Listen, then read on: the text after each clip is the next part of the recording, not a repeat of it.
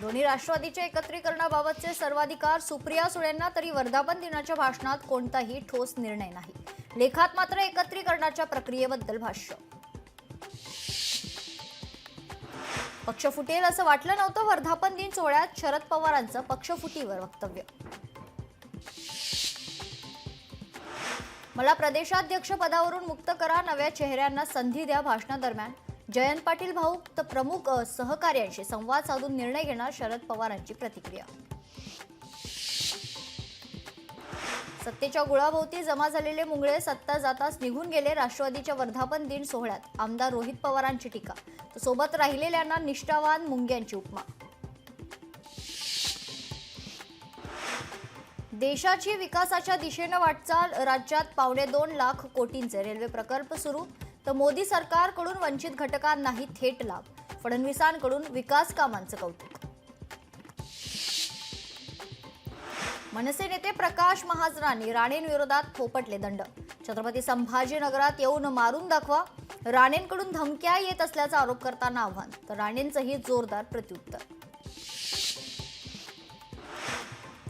Railway स्थानकावरील food paper stall हटवा, अन्यथा मनसे स्टाईलने हटवू. मनसेचे नेते अविनाश जाधवांचा इशारा. धडक मोर्चानंतर रेल्वेच्या वरिष्ठ अधिकाऱ्यांकडे निवेदन सुपूर्द. मुंब्रा लोकल दुर्घटनेनंतर सरकार नक्की शिकेल. रेल्वे प्रवाशांच्या सुरक्षिततेला सर्वोच्च प्राधान्य. मुख्यमंत्री फडणवीसांचं मोठं वक्तव्य.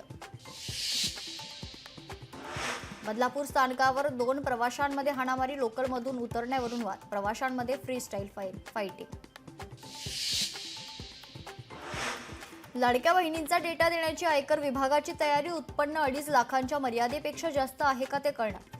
ITR भरणाऱ्या लाडक्या बहिणी आपोआप अपात्र ठरणार. 11वी प्रवेश प्रक्रिया पुन्हा लांबणीवर. पहिली यादी आज नाही तर 26 जूनला. विद्यार्थी संघटना आणि पालकांकडून संताप व्यक्त. शेजारी देश आपल्या सोबत नाहीत, यावरून पवारांची मोदींवर टीका. मोदींनी शेजारी देशांशी सुसंवाद ठेवला नाही आणि त्याचे परिणाम देशाला भोगावे लागतायत असं वक्तव्य.